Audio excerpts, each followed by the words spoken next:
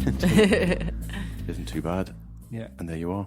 Yeah, I've just pressed record. It's always fucking. cool. It's so hard to start a podcast.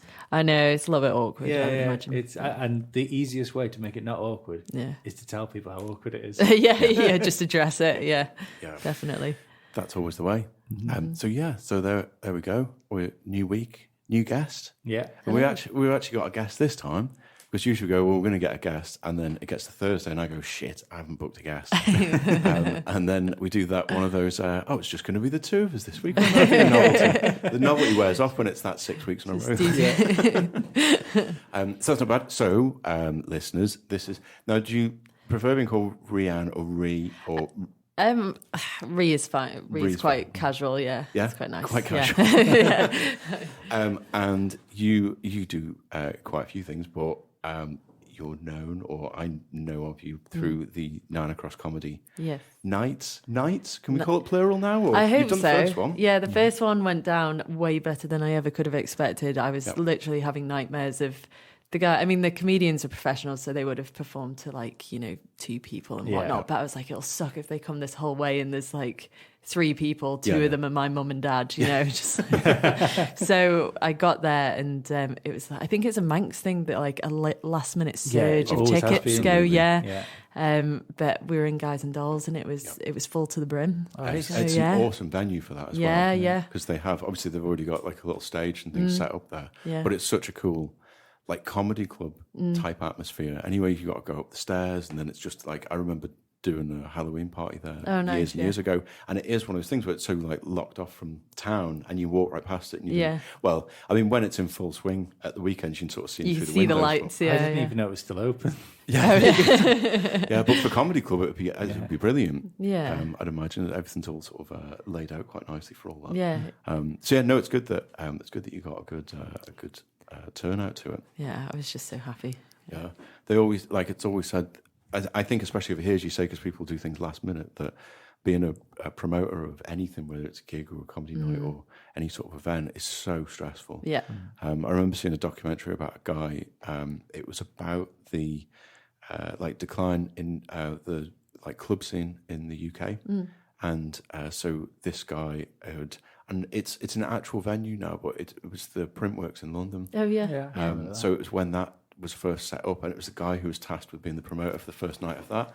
And he's like, I wouldn't wish this on my worst enemy. And he was like, especially with this, because it wasn't a proper venue yet and it was just being tested out. Yeah. He said, everything falls back on me. It's everything from if people don't have a good night to if the place catches fire.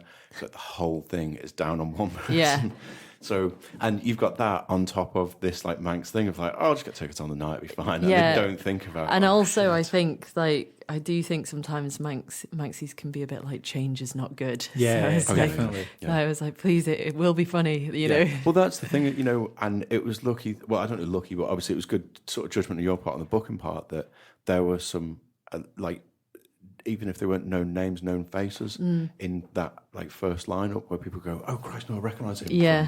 From, such and such. So, and it can be quite. I guess it can be quite difficult, as you say, about that I don't change thing, where it's it's comedy night. Oh, well, is it Michael McIntyre? No, it's not Exactly, Michael I know. McIntyre. And as much as I like, things like Dara O'Brien and stuff, he has been over here a lot of times. Yeah, I know. And he's brilliant. But and people were like, I was like, I want to do this to get a comedy scene going on the Isle of Man. And they're like, oh yeah, but we get the big gigs in the Villa Marina. And I was like, yeah, but that's a concert type thing. I'm after a weekly grungy comedy night that gets UK comedians over, but also gives Manxies a kick up the bum to take a stand, get a comedy scene going. Because how come you thought about it? Why did you want to do it? I did a master's in London this year, and I emailed Math, who was one of the comedians, and I was like, I really want to get into the comedy scene. Do you have any jobs going? And he didn't, but he was really sweet and just let me come along and sort of work the door and stuff. Mm-hmm. And then I was like, we don't have this on the island, so I want to change that. Yeah. What was your master's in, sorry? Publishing. Oh, okay, cool. Yeah. It's just when you I did a master's in comedy. Oh, no, yeah. I am fucking seriously funny. No, I failed. So yeah, he's been really kind. And then I messaged him when he was in Edinburgh this year, just asking how it was going and saying, one day when I've got a bit more money, I would love to get you over and da da da da da. And he was like, let's make it happen. Like, I'll get the comedians, you organise everything else, and we'll do it. And I was like, cool. Sweet. Because I think a lot of people can be like, oh yeah, that's a great idea, and then it just kind of falls by the wayside. And oh no, absolutely. Yeah. So it's nice to have been like, ideas are the easy bit. It's I know, making it happen. It's the difficult bit. So. That's like we've been talking for probably years now. There's some friends of ours that are in a band in Manchester. Oh, cool. And they, like we always say, we've got to play a gig together. It'd be fucking brilliant if we did this. I finally got an email from him a few weeks ago. He's like, look, I don't give a shit if we play a pub and nobody turns up. Let's just do this. Yeah. I was like, okay. I said to him, like, you book it and we'll come over. He's like, no, fuck that. We're coming to you. So I was like, brilliant. Nice. But yeah, that's the thing, isn't it? And I guess getting the first night out of the way is such a big stress. And the fact that it was really well attended must be a good boost to go, right, this is popular, let's get. So have you got any more plans to do another? Well, I was thinking one before Christmas might be a bit of a stretch, and then I'm away for 2 weeks in January, so the aim at the moment is February. Okay. I think Math and Harriet would love to come back over, and someone is I'm gonna get in touch with, is it Lee? Oh, Steve. That's Lee. Sorry, you're Lee. Hi. I'll be honest, they look alike. I'm going to get in Steve touch McLean. with your friend, see yeah. if he wants to come over. And another local boy has been in touch and said he would like to be involved in the next one. Cool. Which is really good. And then there's a really good sketch group that I know in Manchester called Gaines Family Gift Shop. So it'd be awesome to try and get them over as well. Yeah, absolutely. I think it's really good as well with... like you say about local comedians, because it's not something that, is that accessible over here to try it. Because you get lots of people that go, "Oh, I'm hilarious," but you go, "Yeah, but it's different being a stand-up." Oh, you on a stage though? yeah. Actually constructing a set and trying to do it that way is so much different. So being able to give anyone who thought they'd fancy having a go at it that sort of chance to try and do that. Yeah. I've always loved the idea of doing stand-up, but it would be fucking terrifying. I have so much admiration for anyone that gets up on that stage. Have you ever done it? Oh God, no! Dan Skinner, who played Angelos Epithemiou, he pulled me to one side and he was like, "Oh, I think you should introduce the compare," and I was like, "Okay, yeah." And because I knew most of the people in the room, it wasn't that nerve-wracking. So as soon as I went on, everyone started cheering, and I was like, "That's great!" I'm going to do this full time. And then you realise that when half, the audience isn't your friends and family, then stony silence. But and here it's difficult because I've been to some stand-up gigs and like small ones when they had them in the venue and things before, and that's the thing. Lots of drunk. Maybe it's not just Manx people think they're hilarious, but they're the shittest hecklers known to man. Yeah, and awful. So if you get you can deal with good hecklers, like playing in pubs and things. Like I've had good heckles before, and you can work off that and give them some shit back or whatever. But if you just get bad hecklers, like I was at Jason Manford when he played the Villa last, and they were so hammered. They must have started drinking at lunchtime or something. And just the heckle was terrible. And he was like, "Do you know what? I can't even be fucked with you. Just at security, get rid of them."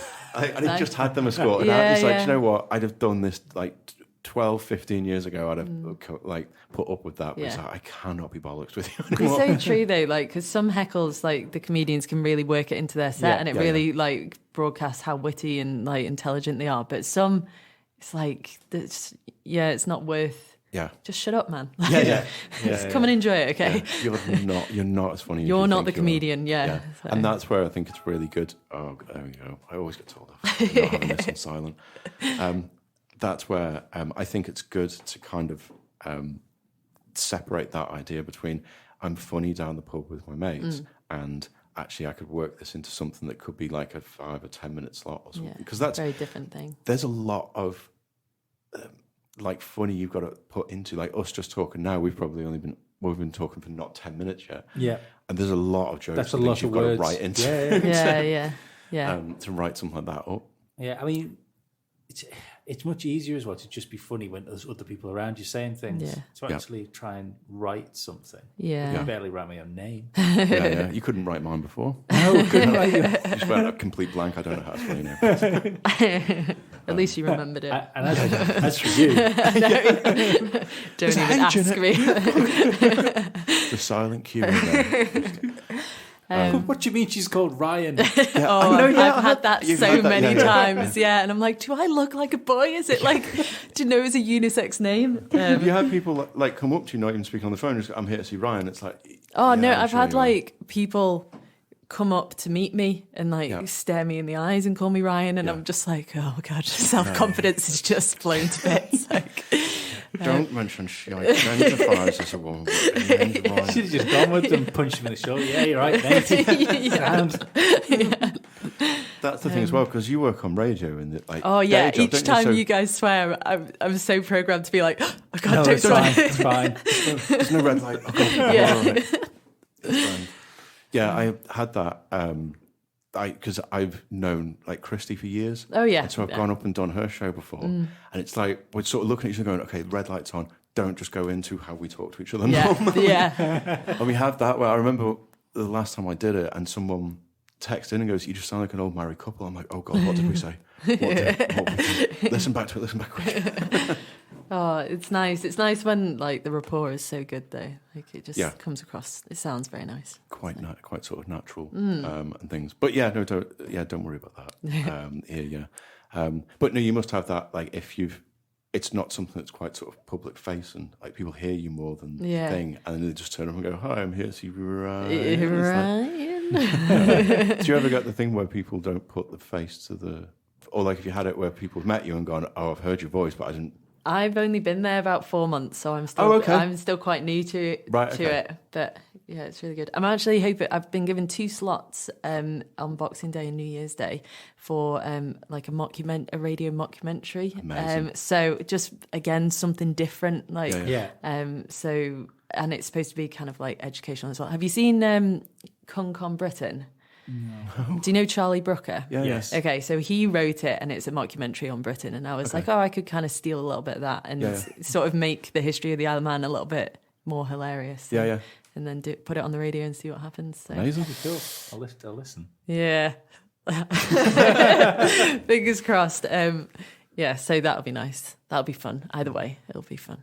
Yeah, So. and it's good for like times like that when I guess it's like skeleton stuff or whatever, where they're letting you do things like, or just do that because you know you write it and go mad on it. Whereas some like if you approach that normally and you're going, okay, let's just do it. It's like a Sunday afternoon. Can I get away with doing this? I go, oh no. No, there's a lot of opportunities over here. Like I always find when I come back, there's so much opportunity to pursue things that you're passionate about. It's really good. Yeah. And it's crazy because I've said to Lee before, with like the amount of like TV and film work that's been done over here before, I've probably spent a way longer than I should have trying to write a script for a sitcom, right? Nice. And because you get the funny things down, and it's like constructing a stand-up set, then you go, okay, that's brilliant, but that's 7 minutes worth of speech, and it's like it's a 30-minute episode. Yeah, How the fuck am I supposed to fill the rest of this out? But I'd run the idea past a friend of mine who works in like the film commission. I can't remember what the hell they call it now, but basically like Isle of Man film, essentially. And she was like, yeah, brilliant. She put the script together and we'll take it to a production company. She goes, oh, the guy who invented Robot Wars is over here. I'm like, what the fuck? So you go from being like, I'm trapped on an island, like stuck on an island and there's no like you can't get into Channel 4 or Netflix. It's like, oh no, but the guy who invented like Super Nanny and whatever we can give it to him because he lives it down the road. And you're like, okay, fair enough. That's a great opportunity. You wouldn't normally have to have that sort of thing. Glory, tax havens. Yeah. I suppose the thing is as well, with it being such a small island, if there is anyone that's useful over here, everyone's in grasping distance. Yeah, that's what I used to say with, like in my old job where I used to work like in maritime industry, and you'd have people saying, oh yeah, but you know, how like we need to get to talk to like the ship registry or something like that. And I go, okay, here you go, speak to this guy. And they go, hello. I go, who's that? He goes, it's the head of the ship registry. And I go, how the fuck did you get hold of him? He goes, well, because it's just like that guy. Yeah. They're you're really in like close contact with them all the time, which is what I guess the great thing. about being over here. Yeah. You can sort of move it over into the UK or whatever after that. But again, it's like you had your contact when you were away, and then he's sort of got these the other two comedians together, and brought them over. And like for a first night, and like given I don't know, have you tried doing anything like that before, or is this like completely new? It was like brand new. I messaged him in August. Right. Okay. And then that's really quick turnaround as well. Just like to get stuff done. Yeah, but that's good. You need that. Yeah, I think from a drive. Like a promoter's point of view, the drive and the focus as well. Yeah. Oh God, there were many days where I was just like, this is such a terrible idea. This is going to be the worst moment of my life to date. But that's right, to date though. It's going to be way worse. But no, I'm very pleased with how it went. And just the support, like people are so kind. It makes you see how kind people are and how supportive. It's really lovely. So yeah. Is there any comics that you'd like to try and nab? If I'm honest, my knowledge of like the comedy circuit comedians in the UK isn't good enough. Yeah. But when I was working for MAF, Jack, so his was a really tiny club in the back room of a heavy metal pub. Okay. And I like rocked up in like a bright yellow raincoat one. I'm here for the comedy. Like I was just gonna get out. And he was like, it's basically where some of the bigger comedians come to practice their new material, which was really nice. So the first night I went, I didn't realise how big of a success the club was. And Jack D was there. Right. Okay. And he had like a script, but that made it funnier because the jokes that didn't land, it was silent. They just played on that. They were like, well, let's just cross that off, So, but in terms of names, Math is kind of my source. He's kind of the person that's introducing me to all these amazing comedians that aren't as well known as they should be. Yeah, so. But he's got, because is he the guy that was writing for Mock a Week, or he does write for Mock? Yeah. So he's obviously got like the tapping, because that's where I know more about like the US stand-up scene than I do about the UK. Yeah. So that's where I see any new comedians is on panel shows, and I guess they're not that new by the time they get to that far, but they're still sort of relatively new names. Yes. So it's all, like he's obviously a great person to have in that field. He's just incredibly kind as well, because I really don't enjoy networking and I really can't. I don't have time for sort of fake agendas, and I just think be nice to people and be genuinely nice to people. And Math is a genuinely nice guy, and I'm just very lucky to have met him. And I'm not someone that's gonna like go and kiss someone's ass or pander to them to get something I want. I'm like, I'll ask if I know them. I'll ask them for a favor. If they say no, that's fine. I'll just make it happen a different way. I'm not going to be like, you're so great. Do you know what I mean? I just find it a bit sickening. So I'm just like, I'm not very good at that sort of stuff. It just makes me really uncomfortable. Right. Yeah, that's why Martin's in charge of artist relations. Lee's attempt is, you don't want to come on, don't be a cunt about it. Come on, just right, fuck you then. Yeah. Brilliant, yeah. And I'll get a message going, who the fuck is this Lee one? He's not a prick, really. He's lovely. I am. Lovable prick. He's a lovable prick. He's lovable, smiley. It's a good prick. combination. He's the whole entertainment industry in one person. I found that a lot more. It's when you were just saying about it's good to deal with people like Matt who are really nice and quite approachable. I found that a lot more sort of on our side, in the music side, since stuff like Spotify and things have come about and streams come about, and the value of the entertainment has gone right down. Then things have become a lot more DIY. And so they don't rely on what was like a traditional, I guess like in comedy, like a traditional book and sort of process.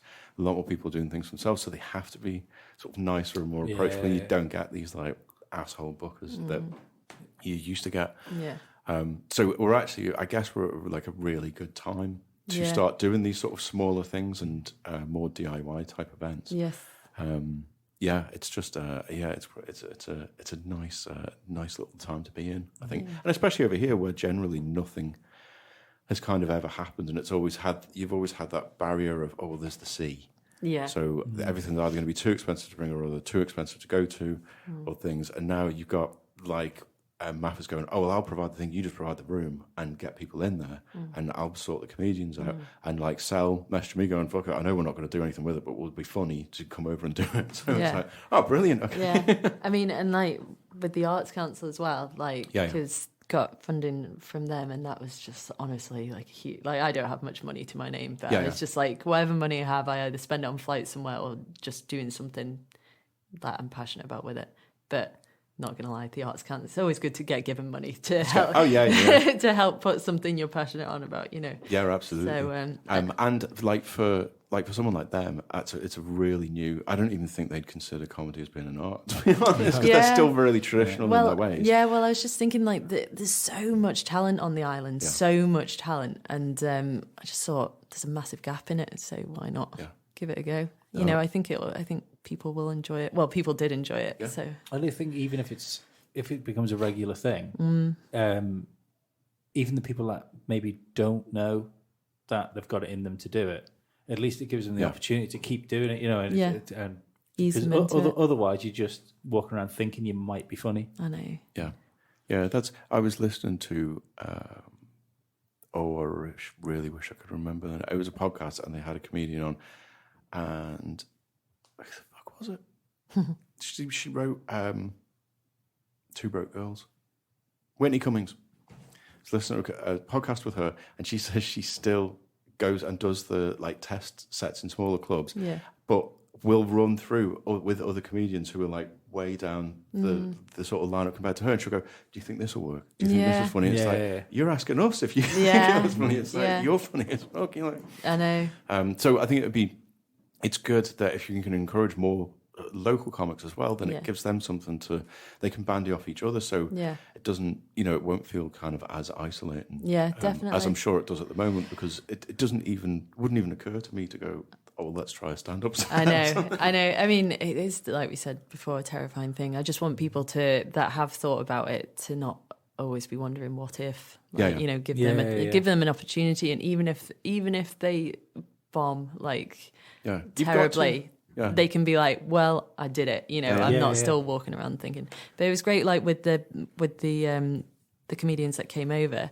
they were brilliant. With Al and Joe's only 18, 19, and they were really good, giving him advice and stuff. And Dan Skinner, who's Angelos, he was like, a lot of people knew him. And, he's done a lot of telly. Yeah, and I always think, I'm always a little bit worried because I'm like, oh, that's always opportunity for them to be a bit of a knob. But he was the most like lovely gentleman, very kind of softly spoken, asked questions, really had time, gave like proper time to everyone, and he was chatting to Joe and Al. So that's good. Just sweetens it even more, when people are sort of not just taking, like they're giving as well. So I've got a great Bellend celebrity story. Go on. Because Martin's band had to drop out of doing it, my old band supported the Doves. This was years and years ago, and we were upstairs in the bar after everything had finished, and I walked up to the Doves' drummer. I said, all right, mate, I'm Lee, I play drums in the support band. He looked at my hand, looked me in the eyes and went, good for you, and walked off. Oh, that's horrible. God. There was a little bit of me thinking, I'm a better fucking drummer than you. Better fucking person as well. What a dick. Oh, that's terrible. I just don't understand it. Like, why would you shun someone that is a fan of your work? To be fair, I don't really like the Doves, but okay. he didn't know you that. should have shouted that after him. I don't really like you. I was being nice. I was going to say, you're doing all right. You're doing well for yourself there, mate. That's lame.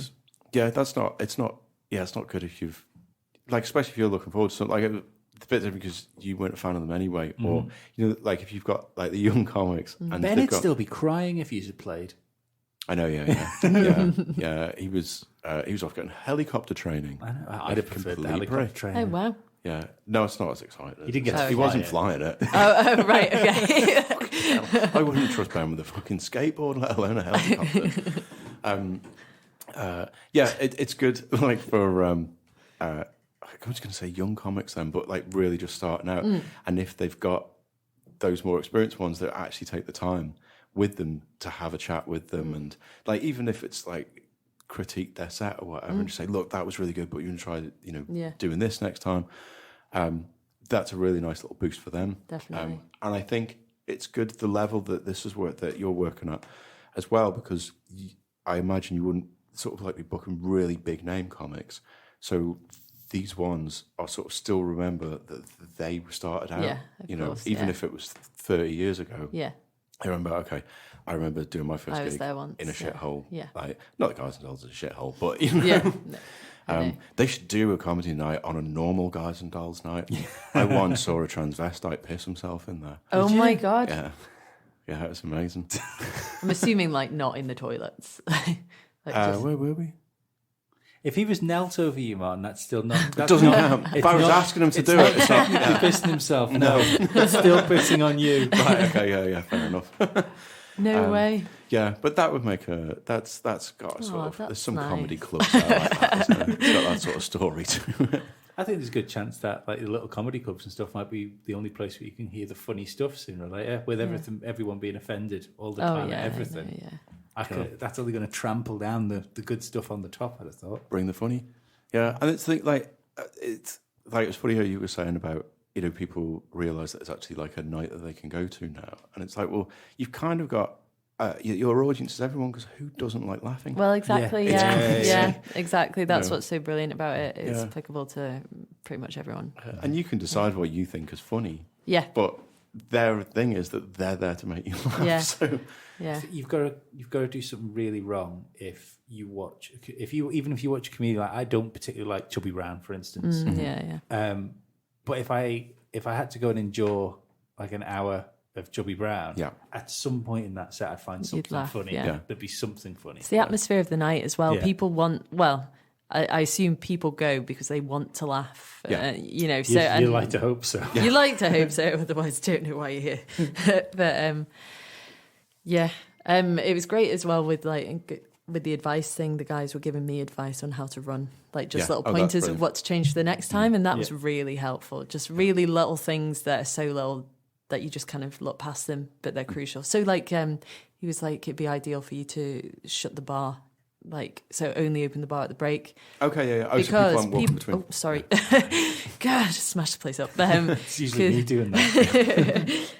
Because people were chatting a little bit, and it's the same as going to watch a show. You don't want people chatting when people are on stage, and I think because it's a comedy night, people think it's a bit more casual. But no one on stage wants to hear people kind of murmurs in the background. I think it's worse. It's rude, I think for comedy it's worse, because I'm a bit, music-wise, I've never really been against people talking when bands are on, because I always think it's kind of the job of the band to grab the audience, not the audience job to listen to the band. Yeah. But like you say, when you got one person stood there talking, and then you've got another, that's easily like over chatted. What's around. Yeah. So I think it's worse for comedy. Yeah, I mean, we can drown out the talk obviously a lot more with things, but I always say that it's only really the music side where people won't feel bad about chatting over. Things like you wouldn't go to the Gaiety to watch, like if someone's putting on production of Macbeth or something. And it's just like you've got it on the stage and all you can hear is like Dave next to you. Drink. He was in Corrie. That's where I know his face from. Mate, you were in Corrie, yeah? Do us that bit from Corrie, will you? You were one of the ones that weren't arrested. They haven't got you yet, have they? Yeah, but that's, as you say, and sort of something on like a quite a small, intimate thing, when you can actually see the person that's talking, then, doing little things, as you say, like closing the bar off during the sets is brilliant. And it's like, I don't know how long their sets were, but if they're doing like 40 minutes or something like that. I think, so the big guys did like 20, 25 minutes each. Okay, yeah. And then the local guys, I give them like 5 minutes doing or like 10 5-minute minutes. slots, Yeah. That's but that's brilliant. So it's like, well, if you can't not drink for 5 minutes or 10 minutes at a time, there's certain bars in the Isle of Man that I think if you shut the bar for 5 minutes, people go feral. That's very true. It gets a bit Lord of the Flies all too quickly, doesn't it? But imagine you do that in the Nag's Head. Oh no, you couldn't do that there. No fear. Could you walk inside? It looked like fucking Thunderdome. It would. There's but that's why that's a great venue to put it on in, because it's because it's not sort of so public and on the street. Once you're going up those stairs and you're going there for a reason, and once you get in there, you have those curtains shut, you're locked off from any distractions and things, so you're in. It's brilliant because you can completely control the atmosphere that's in there. Like as a promoter and things, you want to put certain coloured lights on and things to create an atmosphere, and I guess it's all a bit psychological, isn't it? Oh, massively, yeah. Me and Al were thinking for ages about kind of just background music, and I was like, what's the vibe I kind of want to give off? And I'm very much a fan of like Billie Holiday and like old music, and I was like, do they go together? And like, you don't want wacky music. No, you don't like Coon Circus theme or whatever. Exactly, yeah. Comedian theme. Get music out. And then I think by the time I got there, I was like, just put whatever's on, but just like, please, just put something. And shuffle. Someone give me a drink and just play something. Like, so long as you like, there's not a tumbleweed and you can't hear crickets. Like, it's good. So. It's amazing the difference music makes to an empty room. Massively, unbelievable. Yeah. But Rich, who is the venue owner of Guys and Dolls, he was amazing, like, and catered to pretty much like every need. Yeah. And he suggested some like comedy, some sort of funny songs, and I understood where he was coming from. Yeah. But I was like, we don't want to bash people over the head with comedy. Let's just leave it to the comedians and sort of contrast it nicely. Yeah. I think having like Billie Holiday and having like older songs is really cool because it sets a mood that you weren't expecting. So as soon as you get in, it's like, okay. Yes, this is what's happened. I just like to think it's quite calm. Calms you down, ready for, and then you get hit with the comedy. And as soon as that first joke drops, it's just like, oh shit, okay, Smoke machines. Smoke machines. You can do smoke machines. Yeah, so that's, I think it's great. It's a great idea. And it's funny because I've seen, like, obviously the Villa do their comedy club thing, the Laughing Boy thing, which I never get over because they advertise that a lot and they never actually advertise who the comedians are, but they always name drop the comedians that started out in those, so it looks like Jason Manford's coming over to play. And you're like, oh, he's coming to the prom treat, brilliant. Like, no. There's one coming up, isn't there? I feel like I should go. Oh, is it called Laughing Boy? It is called Laughing Boy, and you get food with it as well. Right, okay. I think so. You don't go too quick; it might start a turf war. Just go check out the competition. Plant hecklers. Oh, it's a terrible night. There's a drunk man. All 9 across was way better than this. Really specific heckles. But no, I think any, like, the more comedy, the better. And I think absolutely. It's good to have competition, but it's also good to learn from each other. Who's your favourite comedian? I know it's kind of a lame answer, but I really find Math really funny, and I love that the three that came over were very different. That people were messaging me about Math, like, because he's always kind of like, he hosts and he compares and he does his set, but usually there's someone bigger after him. I messaged him, I was like, the Manx people love you, you know. He was so just like, I love a good shit pun, and he's so like fast, he like very quick comedy, and he's not a character, it's just dry sarcasm, like the odd really dark one thrown in there. That's Manx humour, down to exactly, dry sarcasm, shit puns, but someone might die at the end of it. Exactly. What about you guys? I've always been a big Izzard fan. Eddie Izzard's brilliant. Mind you, those last specials that Dave Chappelle did on Netflix like blew me away. Right, okay. I think they're amazing. Was that the double one that he does, and the big one, and the little club where he sat down? Double one's amazing. Yeah, okay. Yeah, they're good. I think his, what's his name? Oh. Go on. What does he look like? He did a bad thing. Louis C.K.? No, very close, but worse. Weinstein? No, very, very close. But worse. Savile? Intense. No. I don't know how we're going to get worse. Very close. Not quite as bad. American or British? American. Black. Tracy Morgan? No. Fuck's sake. So annoyed. Oh. Okay, can we at least... He's a comedian. American black comedian. Eddie Murphy? No. Chris Rock? He hasn't done... They haven't... Richard Pryor? Is he still alive? The guy who's in Community? No. Okay. Jesus Christ. Is he still alive? I thought this would be dead quick. No, he's just got out of jail, hasn't he? He's got 8 years. Cosby. Thank you. Oh, right. Yeah. Wow. Dave Chappelle's joke about Cosby that starts at the beginning of the set and ends at the end. Right, okay. Is, I think, the best stand-up joke of all time. Oh, right, okay. Because it's like literally got an hour's worth of setup. Right, okay. That's cool. Yeah, that's clever. Yeah. Do you know Kevin Bridges? Yeah. He cracks me up a lot. Kevin Bridges is hilarious. Yeah, very, very. I find him very, very funny. Yeah, I think he's been over here a couple of times, hasn't he? Has he actually? Yeah. I wonder if he'll come to the next one. But you know Kevin Bridges? Get him down. He's not what he used to do, is he? He's on his way down now, yeah? Yeah, Angelos was like, I used to be on TV and stuff, and now I'm like in a gay bar on the Isle of Man doing a gig for £100. Yeah. Like, people were falling about themselves laughing, and I was like, it's true. Comedy's always tragic, though. Yeah, it is, yeah. Makes it really funny. good how he made himself cry at the end of the set. yeah. What about you? Do you have a specific one in mind? I've seen Doug Stanhope quite a few times live, so he's always very funny. But I find he's hilarious because you agree with the stuff he says, but he just has no tact at all. So the examples he gives are like, okay, I don't necessarily agree. What he says is completely distasteful, but the point he's making, you go, okay, I see what you're saying. Yeah. The point in that. So yeah, he's good. Who was the last? I'm trying to think because I do it now in Netflix specials. Yeah. Who the last funny one that I saw was there. There's one on at the moment that's 7 different comedians called. It's all in one bar on a night, and they just filmed all their I think I've half-hour seen this sets. advertised. Yeah. And it's got Joey Diaz and Christina Pajitsky in it.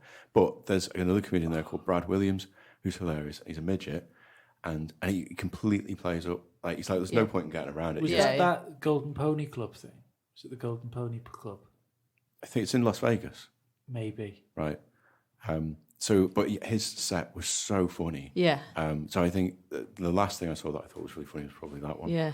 But yeah, I mean, British comedians. The stuff I've seen of Steve's stuff, like the guy who I sent you that does the, he did an Edinburgh show based on toys that he had when he was a kid. No, that's nice.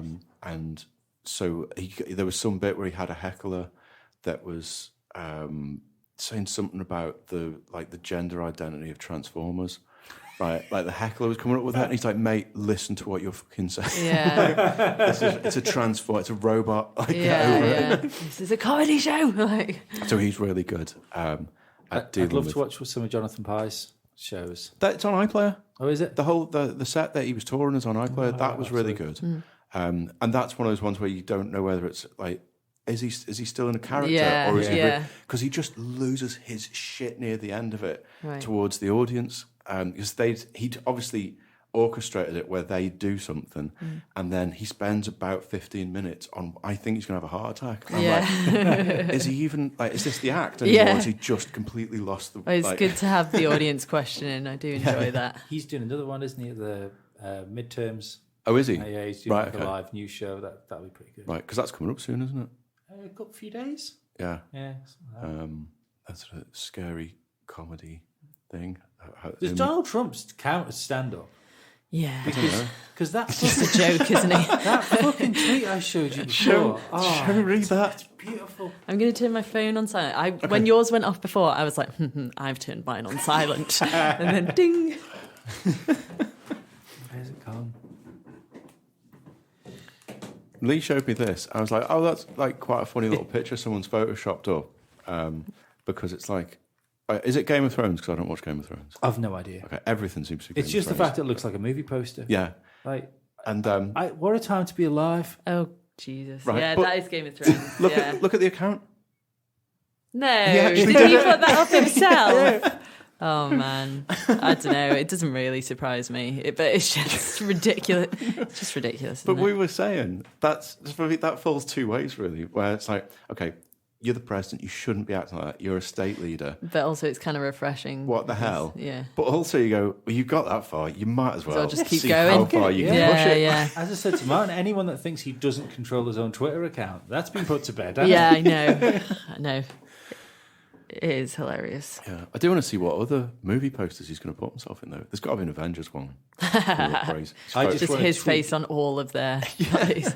I want to tweet one thing about the whole situation. And who's the woman that's his press secretary? Sarah Huckabee. Yeah. Right. She always looks like she's going to have a stroke most of the time because of what she's got to do. You would do. It's like being the press secretary. She can't handle it. No. Right? Get rid of her and stick Milo Yiannopoulos in as his new press officer. Christ. It would be fucking great.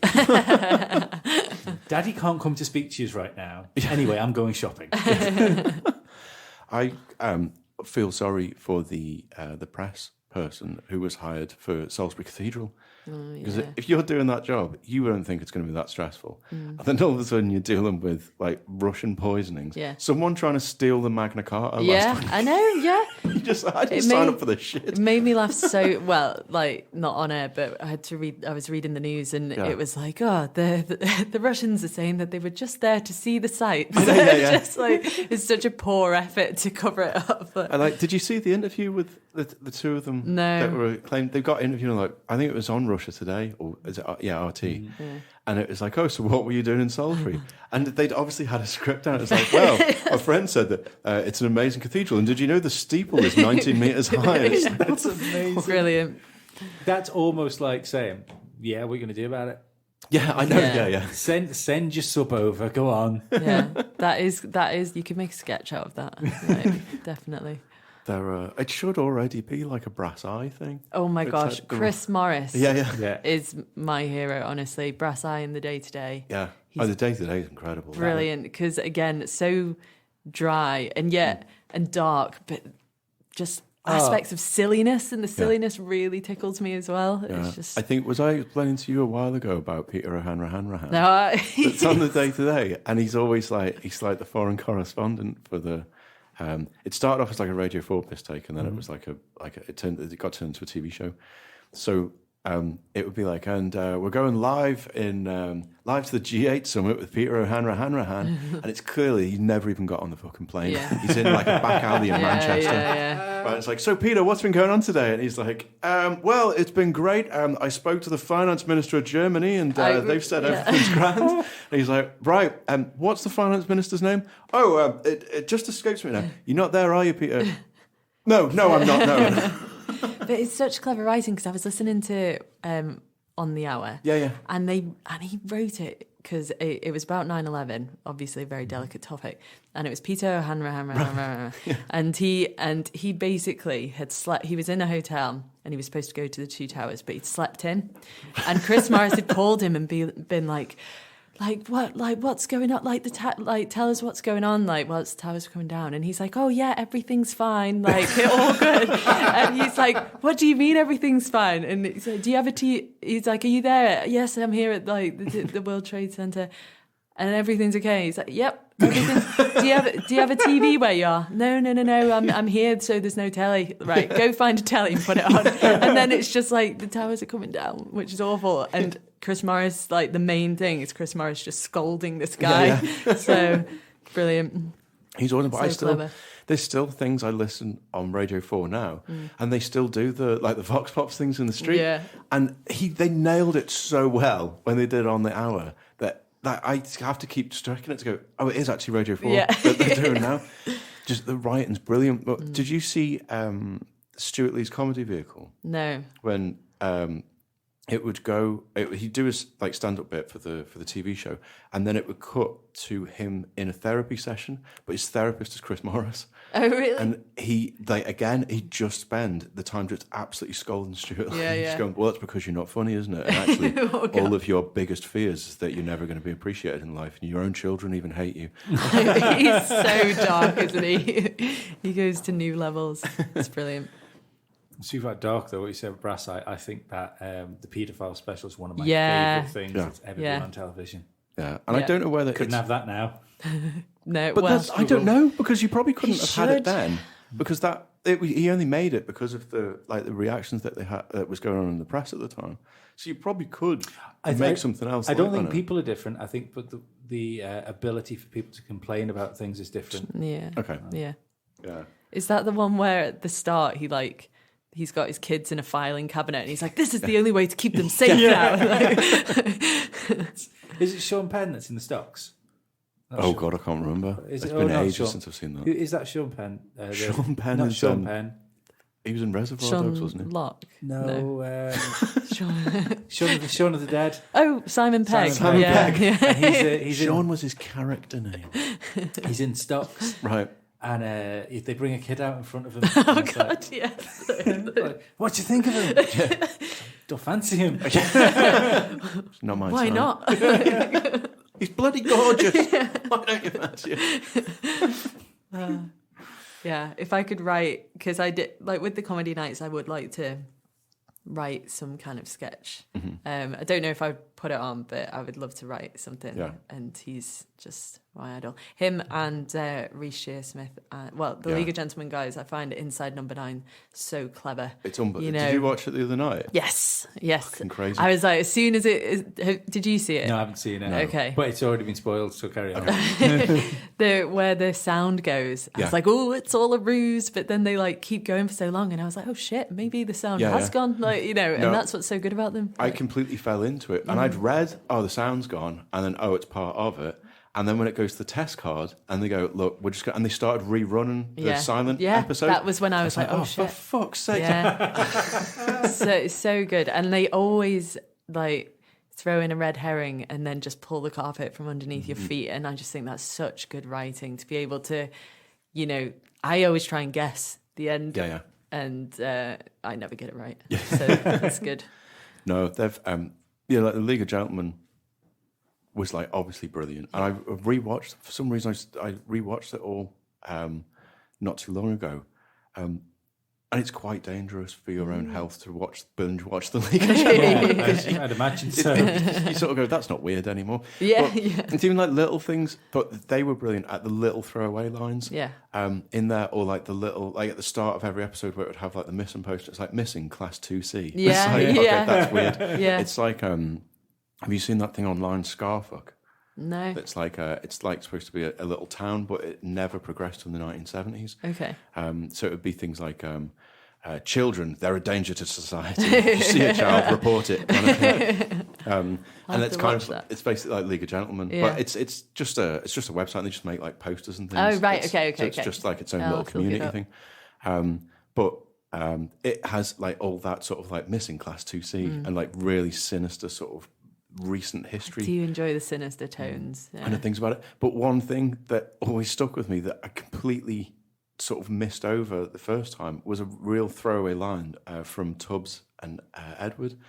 And it was Edward going, just doing like a little monologue and saying, Tubbs, when our father was alive. And that's it. That's all he ever mentions about it. And she's like, hold on. They're brother and sister. Yeah, it is so good, just those little subtleties, like you say, really make it. But yeah, on like the Inside Number 9, just the writing on that is incredible. Yeah. And everything that they do, because was it Inside Number 9 where they had the episode with not Rhys Shearsmith, Jesus Christ, British actress. It was the episode where it turned out she died in the end, and she was stuck in the flat by herself at Christmas. Yeah, it's a sad one, that. Yeah. What's her name? I can't remember. I don't know Brain's her name. completely gone. Sheridan Smith. Okay. That's it. Yeah, and it's just things like that where you go, okay, there's no comedy in that at all, but they can write like that is brilliant. Yeah. And I always remember thinking, I knew it was going to be good because it was like League of Gentlemen people involved in writing it. But that first episode, the Sardines one, So good. where it's like the game, and basically the whole episode are people playing hide and seek. And so they're all trapped in this wardrobe. So going, it's my idea. Well, get in, he's coming. So it's like they're all just in this fucking thing. And they're trying to remember. It's like, well, Dave's at the party. Well, I can't remember who Dave is. And they're all trying to remember who this guy is. And at the end, they realise it's like someone they all bullied at school or something. And he locks them in the cupboard and sets fire to it. Yeah. And that's the end of it. But like the clever thing, I don't know how they do it, but like Dave, the murderer, is in there. Yeah. And you're watching and you're watching and you're watching, and they do it in a way where you don't remember him leaving the wardrobe. And he does. There's a moment where, because I've watched them a few times over, and he does leave, but they do it in such a way where they've caused such commotion in other areas that he could walk straight out and people completely forget all about him. I was just like, well done, very well done. Yeah. You smart bastards. I know. But they're all like that. Even like Mark Gatiss hasn't got anything to do with Inside Number 9, and then the stuff he does. Oh. And Sherlock is absolutely brilliant. I know. It's funny as well. Sherlock. Right, it is really good. I know, like a lot of people bang on about it because like Benedict Cumberbatch and it's Martin Freeman, isn't he? Isn't it? But the writing on it is bloody good. But even Jeremy, is it Hardy? Not Jeremy Hardy. Jeremy, the fourth guy in the League of Gentlemen. Yeah. His Ghost Stories theatre thing is fucking brilliant. The one that was just out recently at the cinema, was it? Oh, I don't know. He basically wrote a stage production called Ghost Stories. Right, okay. And it might be that they've made a film out of it because it has been going for a fair few years. Yeah. But that, again, is brilliant. And it's just like all of them. It wasn't even like all of them together. It's like a supergroup of writers. Yeah. I wasn't sure about the Ghost Stories film, I think. What do you think? Yeah, I don't know. It wasn't what I expected it to be. So it was a bit slow. Yeah.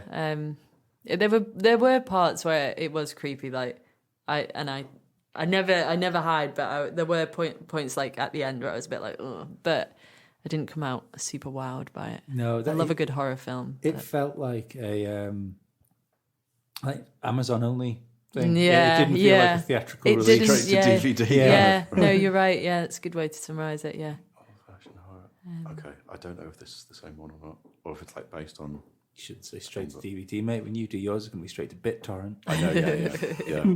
It's not happening. It's dark web stuff. I'm going to try and get Stuart to write the rest of that for me.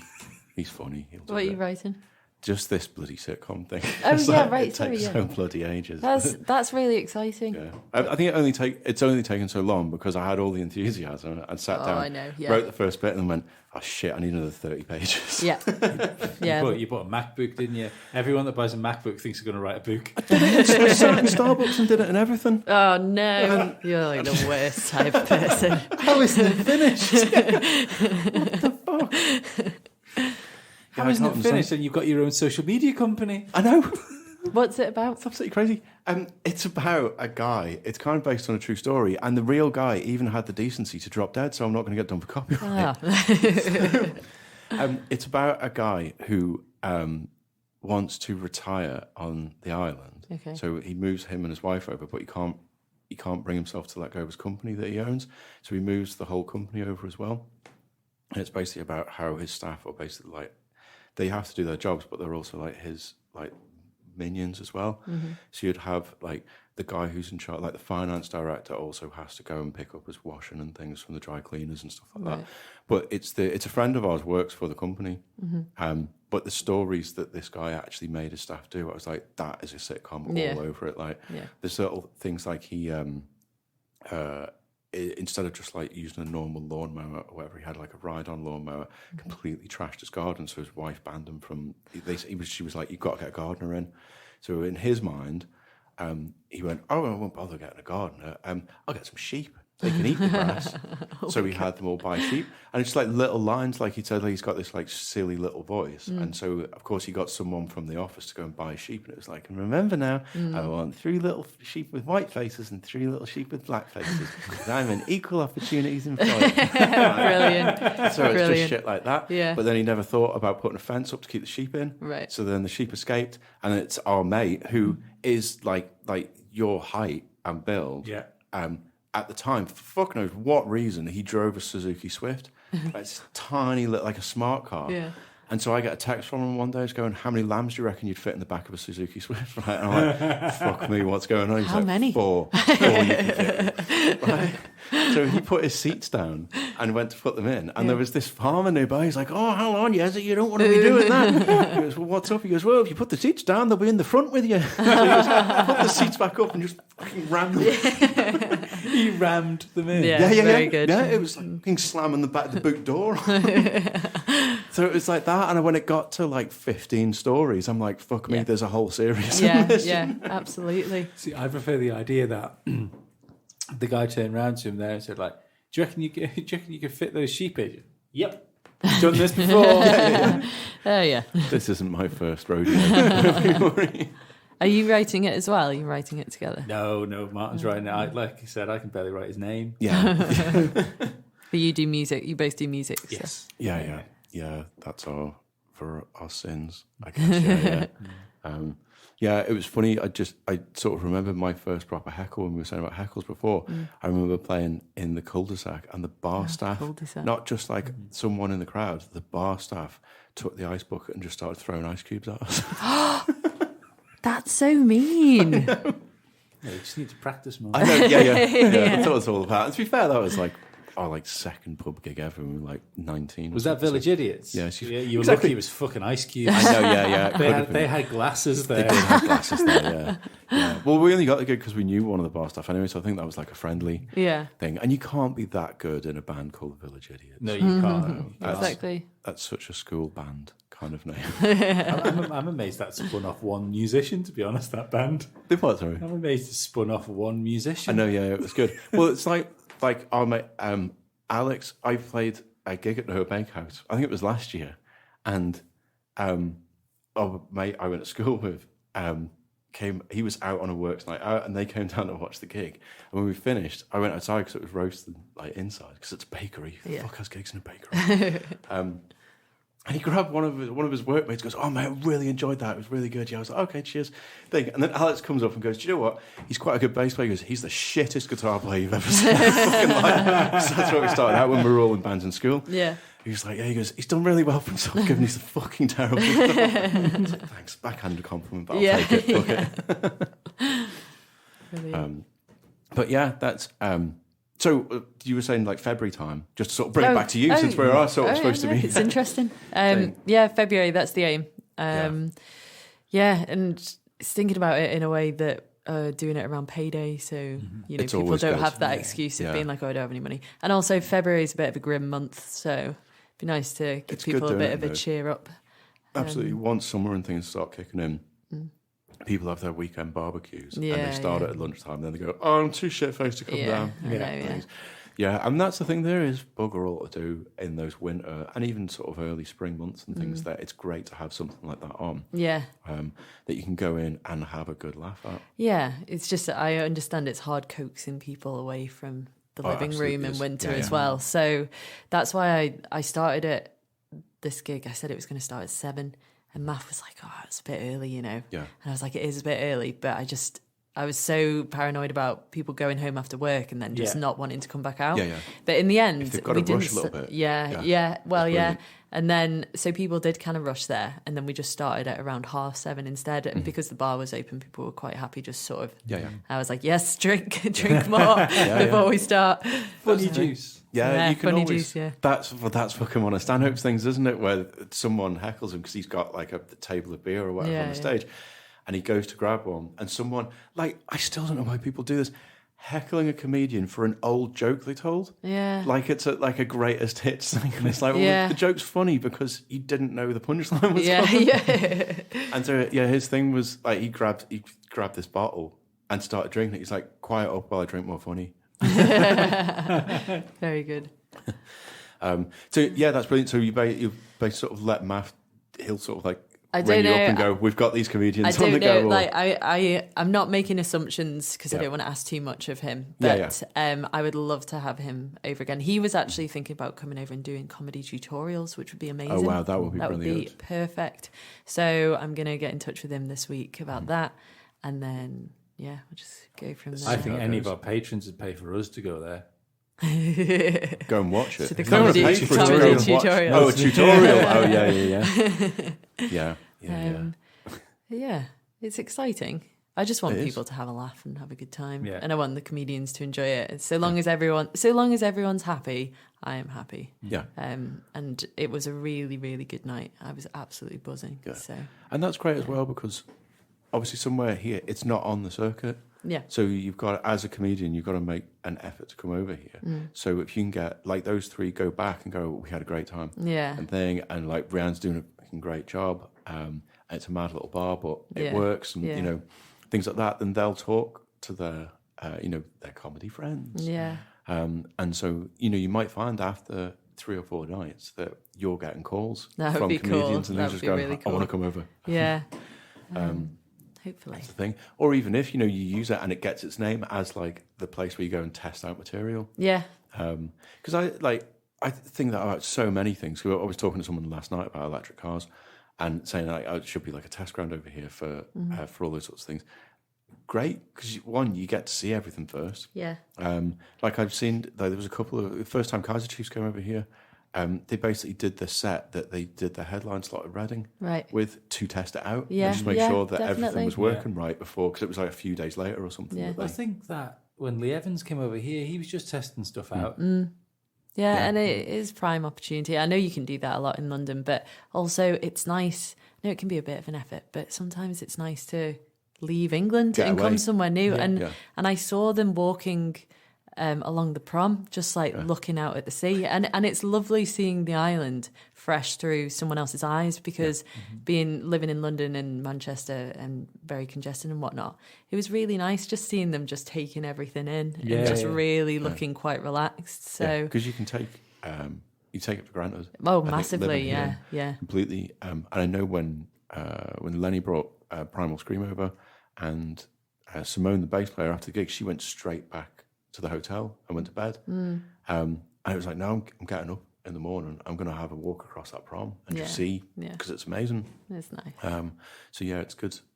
It's nice to have that. And again, it's something that they'll go back to their mates and go like, okay, the gig was all right, but you want to go over just to go for over the quiet and the Reminds me of Hobbiton from Lord of the Rings. That's what I always say to people. I'm like, everyone's kind of like, you say you're going to be there at this time and you're there. That's not what happened today, though. I genuinely did just was like, you were on the time. most simple, like basic place you could possibly try and get to, Rhian. Come on, like, pull it together. That's the thing. On the phone, I gave the instructions of, okay, you start at the bottom of Summer Hill. I said it's one straight road. Drive up it. When you get to the petrol station, it's too far. You've gone too far. Yeah. So I drove past me. And then because I'd gone past, I was driving this way. So I was like, okay, if I've reached the petrol station, I've gone too far. So then I'm turning around, going back. I was like, it's like a Benny Hill sketch, but just not funny. Yeah. Oh, that's the thing. Yeah. Oh, you could write a Benny Hill sketch. Would they go down? Would they go down that well? I love physical humour. Just silly physical humour. Really, Bottom's one of my favourite things. Ever. Oh yeah. What's the other slapstick? Oh, that's a lot of Inside Number 9. Well, that's why that silent episode was so funny, because it was essentially just like a slapstick. Apparently, that was Una Chaplin, who's Charlie Chaplin's granddaughter, who was the main woman in the episode, which I thought was very cool because it was a silent episode. Is this a Netflix thing?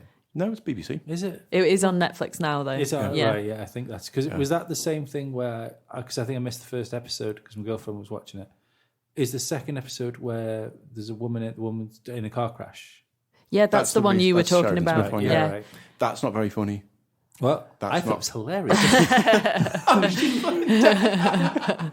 And rousing. It's weird. Do you know what? I think we've really become desensitized to that. Having the TT I know, it's over a bit here. worrying. Oh. Because I was going over the mountain a few weeks ago and a bike crashed and it was a fatality. Yeah. Right? And so we all, it was like nobody's going anywhere and the police and everything. And you go, that's really sad, because we were starting thinking, and you can see it and you can see them working on it and you just see them stop and put the cover over the guy. Oh, gosh. And my boss who was with was like, oh. I'm like, oh yeah. I was like, well, that was kind of on the cards before the ambulance even turned up, kind of thing. But I think we've become quite desensitized to it, because Ben messaged me and goes, is he in one piece? Oh no. I was like, he was an A&E nurse for a long time as well, so he has seen a lot of shit. But I was like, that really doesn't even shock me. I'm so desensitized to stuff now that to shock me, I'd have to find an old videotape of me getting babysat by Ian Huntley.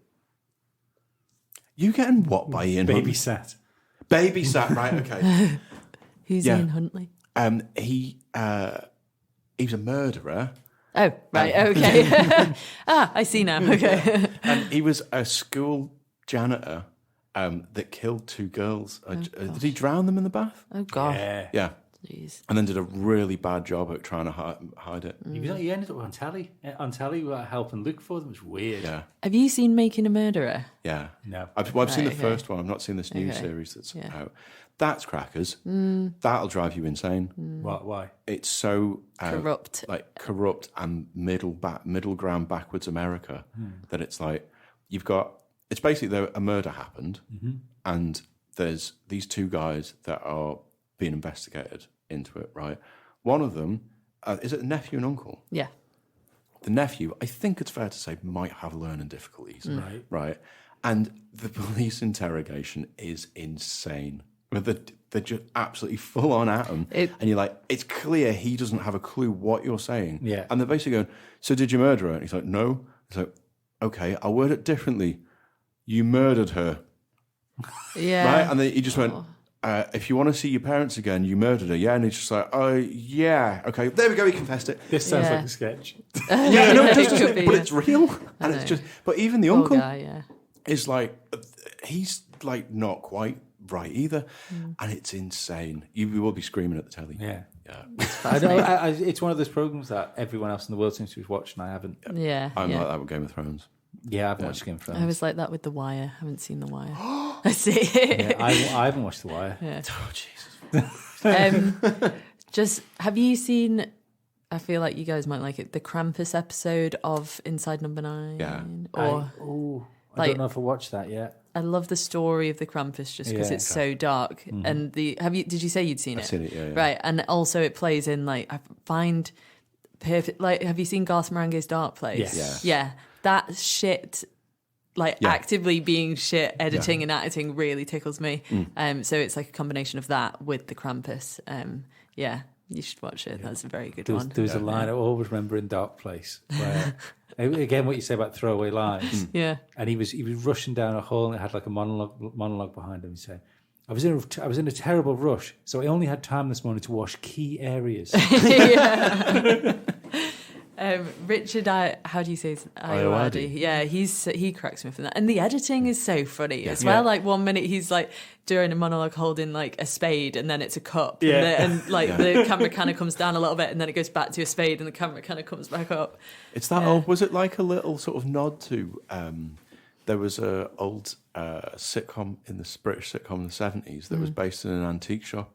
And it was notorious. Oh, Acorn Antiques. Yeah. And it was notorious for having like shit continuity. You could see them like looking at like the director and then starting. And just those little glances are really funny. Like, I'd love to see something like that. It'd be it's really almost fun. like it was like Dark Place was like a little sort of nod to that in a way. Yeah. But yeah, I generally anything that's got Matt Berry in it, I just find hilarious. What a rich voice. Yeah. Even did you ever see the little shorts he did for BBC that was like Matt Berry's Guide to Father's Day? No. Matt Berry's Guide to the boat, like the Oxford Cambridge boat race.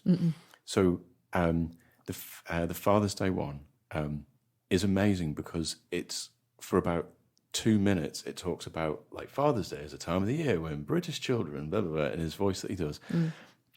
And then it just goes into like an Attenborough type nature program, but he's doing the voice of this. I think it's like a hermit crab or something. And it's like he goes like, and here we have hermit crab Gary Dent, who's just separated from his wife, and I can't see his kids. And it turns like this Father's Day thing into this fucking thing. It's like, oh, well, my name's Gary Dent, but my mates call me Denty. And he's like, it's my first holiday with the boys. Now the wife's got a new fella. He's a fitness instructor, but it doesn't bother me. And it's so funny. But it's just him and like that voice, and it is that voice, isn't it? But I was amazed that that's just his voice. I know, because he has that voice in Moon when he's supposed to be playing this dead serious character. in you know the it's even the same sort of cadence, isn't it? The way he speaks, yes. Yeah. Weird. So it's a film about what's his name? It's David Bowie's son, right? Who directed it? Okay. Duncan Jones, that's his name. But it's about a guy who works for a mining company, and the company's set up on the moon. Right. So they're mining for minerals on the moon, and it's just him up there. Oh, and so they do like he spends 6 months or whatever it is up there, and then he gets relieved. But he has a clone to keep him company. Is this Sam Rockwell? Is he yes, in this? Yeah, I've seen it. Yeah. So Matt Berry plays one of the guys who owns the company. Oh, I didn't realise that. He Skypes down. Right. And he's there like, oh, it's Matt Berry. And he starts talking like, fuck, it's just his voice. Yeah. It's his voice. He really talks like that. But yeah. So it's like, it is funny for comedy effect. But when he did it and that, I was like, oh God. Okay. Oh no, yeah. It must be brilliant, like having to ring it, like him ringing up, just like sorting out his gas bill or something. It's like, it's me. Yeah. There's a piss take. I'd like to see him do a TomTom satellite. Yeah, that would be navigation. ace. Yeah. That would be really cool. I saw that. You said you didn't. Did you enjoy the? I should probably tell you what it was before. That thing on ITV with Gordon Ramsay and Gino DeCampo. Food Top Gear. Oh yeah, I didn't watch it. It was ace. Yeah. Oh, it was really funny. But Yeah. fucking Gino DeCampo set his sat nav to Gordon Ramsay's voice. Oh gosh. So when he took off, it was like, hi. And he's like, what the? That's Gino ace. DeCampo does appear to be a complete bell end. Which one is he? He's the little Italian fella. Yes. Okay. Yeah. Is he on this morning? I think so. Yeah. He's a chef. Yeah. Yes. Yeah. Okay. Yeah. He's just completely mad. Mm-hmm. But yeah, like complete lack of awareness for other people or other things around. Yeah. He always comes across quite tetchy, like a bit snappy. Yeah, there was that. They had that one of the episodes is based in France, so essentially they all come from different countries, and they have to think about who's got the best like cooking. Okay. So they've got Fred Cyrilix or something like that. No, the guy who's the guy from. Have you ever seen that First Dates on Channel 4? Yeah. Oh yes, yeah. So Fred, the host guy. Yeah. So he's the third guy in it. Yeah. So they go to France and they're gonna essentially they're cooking up scallops. Mm-hmm. And your man Gino goes, I've got to have Mediterranean scallops. It has to be those. So they go out and fish for them. And he's got them in like a cool box, in like a refrigerator box. And they unplug it, so they all go off. Oh God, that would smell so bad. Shit. Yeah. See, I thought that whole thing was written and sketched out. Yeah. I don't think he's a good enough actor. Right. Yeah, to react that way. Yeah. Yeah, he wasn't happy, was he? But just the amount of times, for some reason, they gave them a camper van. And that would exactly be what it would be like if we went and did that and someone gave them like a motorhome. One day, Mom, we will. Yeah. But they can't drive it, so it's like they're reversing into things. And like, I've seen a clip of that. Yeah. Yeah, they're just crazy. But no, I thought it was very funny. Yeah, I'll give that a gander. Show. Yeah. I'm an excellent driver. You can tell it by the way my passenger side mirror is taped on. Duct taped. Yeah. Oh, that just means you live on a busy road. It does. Yes, it's the pavement side. Oh shit! Very inconsiderate dog walkers. Yeah, just punching people's side mirrors off. Bloody hell! But yeah. So have you caught the sort of promoter's bug? Would you try your hand at anything else, or are you sort of happy with the building the comedy nights? If I'm honest, I have no idea what I'm doing. Right, I like comedy. People like comedy. Let's just make it happen. So I think there's a lot of winging it involved, and a lot of asking for advice. I find there's so much support around at the moment for trying out new things. Yeah. That there is a lot of winging it, and I think the naivety is actually working. It's quite endearing, quite I think, well at the moment.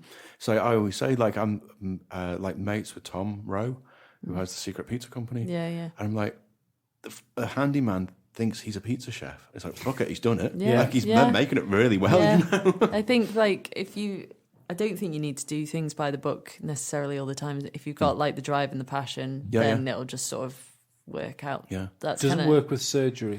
Yeah, well, I was going to say like law and like medical issues, maybe not. Yeah. That's just reminded me of the vet from the League of Gentlemen. Yeah. Fucking unbelievable. But he goes to put the woman's dog down, and he goes in. He's like, and the dog's lying by the fire, and he goes in. It's like, okay, good night, son. And it's like gives him the injection, and she walks in with the dog and goes, here he is. That is classic League of Gentlemen twist. So good. Yeah.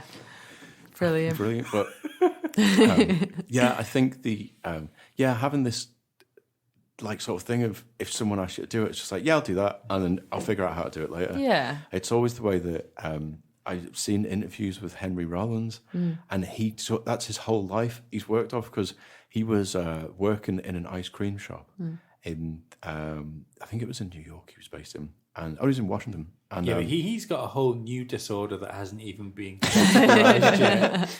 Yeah, but that was it. He went and watched Black Flag Day, and they were like, "Oh, you should come and sing with us because our singer can't sing it." He was like, "All right, I'll give that a go," and then spend the next 20 years or whatever it was on tour with them. And then someone went, "Oh, you'd be great in this film." And he went, "Okay, I'll give that a go." Yeah. And it's this whole thing. I do think, like with the creative industries, it is a lot of like if you're there and you're good. You know, there's no real rules, and I think I think it is a lot of who you know as well, and so much just of do you a favour as well. Oh yeah. If you don't believe in yourself, people can smell that off you. It's a very insecure job, so you have to. Yeah, and as you say, like about the like things like hecklers and stuff, you can't be put off if you're trying it out for the first time.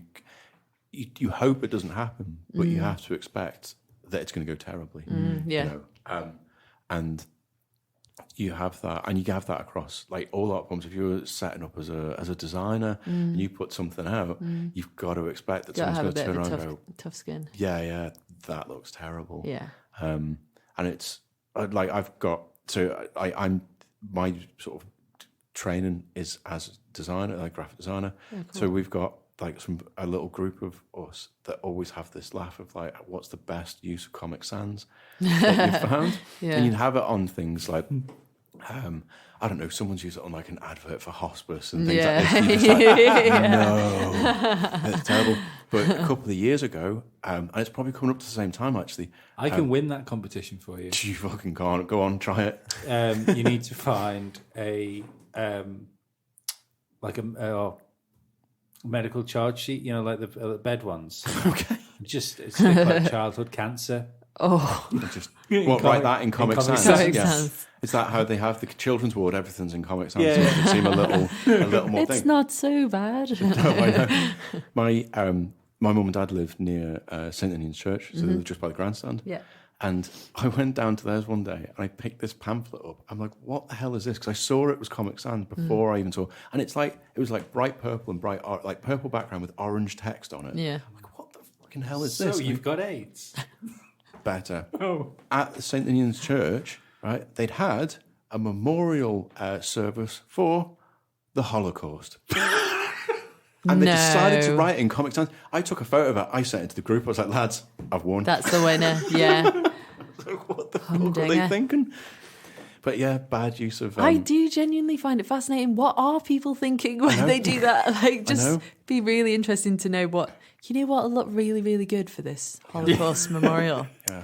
Purple and Comic Sans. I think it'd be great. It would just lighten the mood a little. It's like nothing's going to like that. You couldn't charge 60 quid on the door and hand heroin on at the door to lighten that. Jeremy, it's on brand. Xylon B. On brand. Xylon B is purple in liquid form. Jesus Christ. So I get how people can have sort of like bad, you get bad feedback and things. But that's where I always find that there's a fine line now between, like, you want to encourage people to do stuff, but at the same time they have to be able to take the, okay, that was shit, just try it again. Yeah. Just a little bit better. But hopefully the more people doing things, whether it's comedy or design or whatever the hell it is, then you've got that natural thing in you makes you want to do better. Yeah, you're always striving for more. I think you have to be looking for advice and to improve. And I think so long as people give criticism constructively, like you're just digging your own grave if you don't take that. But if someone's harsh, I just think like there's very few reasons someone should be mean, and there's a difference between criticism and trolling someone. Yeah. So anything like that, criticism like that, it only comes from disbelief from the person that's given it. They're just projecting their own neuroses on other people. Yeah. That's what it is all the time. That's why. No, actually, God, I can't remember what the hell I was going to say. Oh dear. But thank you for coming. Thank you so much for having me. That was really kind. I was so excited. Yeah, no, it's good to as I say, like we've done like stuff with like Dave from the film festival. Before. You're a first lady guest as well. Really? Brilliant. Good. That's awesome. She's not a lady, she's Ryan. Yeah, it is Ryan, by the way. It is Ryan. I've been trying really hard to sound feminine. No, that's good. I'd love to get more women involved in comedy over here because it is a very male dominated thing. And I understand like you don't want to, they have to be good. Yeah. Like I'm not going to baby people into it. But it would be nice to encourage more girls to get into comedy. It'd be good. Even if it's sketch, Yeah. I mean, I don't think I would do stand up, but I would consider doing sketch. If you put on a character where you knew it wasn't going to be you that got criticised as such, then got a bit of a wall. And it's funny how that doesn't happen over here, because there's so much. It's like the performance theatre side is huge over here. Yeah, musical theatre, it's massive. And so you've got people that want to act, but I just don't think that they see it. And as you say, it's all in musical side. It's not much what I call like serious theatre or like comedy theatre. So you wouldn't think to go to like the Gaiety and watch a play. Yeah, it's a strange Unfortunately. one. Yeah, I'm trying to book one for next year at the moment through work, because it says contains blood and nudity. So it's basically a horror play about these American backpackers that come to the island, but the fairies get them. And so they get lost in Glenmore Forest. Glen, obviously not a fucking forest. Is that the name? No, it's what? Glenmore? No, contains blood and nudity. It should be. It should be, great name. So you just wouldn't... I can watch that. Yeah, it does look really good, yeah. Yeah. They said, we can tone down the nudity if you need. I was like, fuck that, go on. Full tits out, it's fine, grand. I love nudity. So we're trying to sort of get that and like encourage even the ones that do put on more like musical stuff to go, right, well, like if they come to us for grants or whatever, to say, well, you can do that, that's fine, but it would be great if you kind of subsidise the money you make off that with putting on something else that's like a, I don't know, like just, I'd say some sort of different theatre. I think there's a lack of straight plays. I know Yes, Prime Minister is coming up soon, which sounds like it'll be awesome. But I think that the Gaiety's too big for a straight play. I think we'd have more of it if we had a more ideal venue. There's this is the thing, there's always been like a call for a mid-sized one. Yeah, exactly. 500 sort of. Seater. Yeah. There might be one coming up next year. They're going to buy it, hopefully in March. But it's in Ramsey. Yeah. But it is amazing. Yeah. Like, it'd be it's tetanus shots and you're fine. Tetanus shots you're on. It'd be 150 seated downstairs, and that's a yes. That was a really nervous laugh. It's a girl called Rhian. Of course, Rhian, the girls from Ramsey. Oh, what are we talking about next? It'd be like 150 seated downstairs and then like 500 upstairs. That'd be really cool. It would be a nice thing. One of the, again, like if they pull it off, but it does look like good intentions. So maybe something like that would happen. But like I say, going back to the thing where then stand up becomes normalised, but then even past that, sketch comedy becomes I want sketch it to be and improv stuff. If I can get character, straight stand up, and sketch, and anything else really that like I really wanted to sort of take the Inside Number 9 idea and turn it into a short play. And to have that as like a dark comedy with a twist and just put it on a stage. Anything that'll get a giggle, whether you're man or woman. It's just good to do new stuff. And I think it's all fun in the process anyway, which is a massive bonus. Yeah. Even if no one else laughs in the process, if you had a laugh, that's good. So. That's the thing. If the people who've taken part have enjoyed what they've done, then that's always people good. feed off that.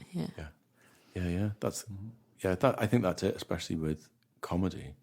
If the performer look like they're having a nightmare, it's going to reflect on the audience and go, Christ, this is getting awkward. I know. Jesus. I remember talking about sort of like getting the audience in the mood. I've got it somewhere. I was like, someone sent me a bootleg of it, which is Stanhope played in Texas, and like he's quite left in his like political leanings, but as I say, he's really like offensive. Like he was talking about one time, he talked about this Siamese twins, but they weren't side to side. It was one body and then two heads, like a totem pole. Wow, gosh, right. And he goes, but then he was saying, like, you always do things in life for a story. So he's like, this bar's got the hottest waitresses you'll ever see in your life. But if a two-headed baby girl walked in, you'd ignore all them and be straight on her because it's a story. Right? So he had this thing. He played Texas as a way of getting his audience whipped up. He put Alex Jones on as the opening act and just had him rant for for like half an hour or whatever it was. So like, you know Alex Jones? I don't know. Have you heard of InfoWars? No. He's like basically Alex Jones has this like, is it a TV show? Yeah, he's like a right. Well, he's not full right wing, but he's right of centre. He's right. Yeah. But right wing conspiracy political commentator. Oh, okay. Yeah. So they got him on to warm up the Texas crowd. Yeah. And they were like, yeah, fucking right. Yeah, they're putting things in the water to make frogs gay. Yeah, that's how. You know, that's a genuine thing. That's what he actually said. Yeah. What? Because what he did a whole show on that, and then at the end of it went, and if you go to our shop online, you'll find water purifiers. Like, you clever bastard. Yeah. But yeah, he did that. But the crowd got so angry. There was a fight broke out in the crowd because obviously some people are going, yeah, and some people are going, you fucking asshole. Yeah. So by the time Stanhope got on stage, they'd already had like 6 people had been kicked out of the thing. They're still heckling Stanhope for having him on the stage, right? And then Stanhope tells him... I thought Texas would have loved it. Well, it's quite split in the crowd, apparently. From what I can hear, because this just goes on from when he walks on stage. Yeah. So he's just like, thanks to Alex Jones for basically creating the Thunderdome in the middle of Mad Max in there. But then Stanhope goes on. The first joke he tells is based on a news story that actually happened recently in Texas, where what was the fucking story? Guy killed 2 children and decapitated them. Right. So Stanhope gets this punchline better be good. Yeah. Well, it was, but this is the thing. The way the way he worded the joke and thing with it was he basically said that Alex Jones had been on and there'd been a Comic-Con before him. And he goes, thanks for Alex Jones, but seriously, how funny was that first comic? And then he goes into a big story about how they're all staying in this like one like villa type thing. And the other comics had said, do you want to go out for a walk and explore around the place? He's like, no, I'm going to stay here and write more jokes. He goes, which is basically code for, I'm going to sit here and watch porn. So he loads up some fucking video, starts knocking one out, and CNN's on in the background. And he goes, just as I'm about to come. Oh, no. The news thing in the background goes, 2 children were found dead today, one partially decapitated. And he goes, and I couldn't stop. Oh, my God. He goes, oh, my God, I'm going to come to dead children. Right? And his punchline is, Mike DiStefano's so funny that if he'd said 2 children had died, I'd have laughed when I came. But then that kicks the audience off again. So someone's in the audience going, that's not fucking funny. Dead children aren't funny. He's like, I didn't say dead children were funny. I said that comedian was so funny. Yeah. Oh, my God. Yeah, so, creating an atmosphere for yourself to try and in conclusion, make your first joke as impactful as possible. Yes. So stick some Billie Holiday on. And, I reckon you stick Strange Fruit on. That's going to be... Let's bring it back to Manx type. Type. Oh, that's funny. But yeah, Jesus Christ. We will let you go because obviously it's a Sunday and it's probably the only time off that you get. If you I busy do doing nothing. all sorts of things. Do nothing on a Sunday after netball. Yeah. Did you win? Yeah. Of course. Thank you for asking. Why I'm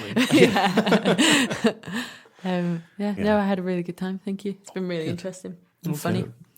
No, thanks. And it leaves like an absolute, like the Flash, getting this lot up. No, I mean getting this lot up. So you usually have this uploaded quite quick. Yeah, it'll be up tonight. Yeah. Oh, cool. The wonders of things. So yeah, I'll send you a link if you. Thank you. That sort of. I never listen back to any of it. Don't you? No, I'll get like Ben, who's like the only person that's never been on here before, but we probably talk. It's because so Lee was Ben's I listen back to best man. Right. Very anal about it all. Yeah, you do. Yeah, all of them, all of the podcasts I do listen to. Right. Okay. Yeah, I'll get 10 hours a week. Yeah, I'll get messages from people that have listened to it and gone like, "Fucking hell, that was funny when you said that." I'm like, I haven't got a clue what you're talking about. Oh, that's nice. I don't know that's cool. But because I don't listen to it, and we sort of none of it's really scripted. Yeah. So I'm like, did we talk about that? Well, I thought our last episode was pretty funny, and I was sat at work, I was listening to it, and I was giggling away, and then I thought, oh, Lee, you're laughing at yourself, fucking egomaniac. I cracked myself up. Yeah. Do you know what's weird? The only thing I can remember that we've actually spoke about on any podcast was that time when we had the CERN cult thing.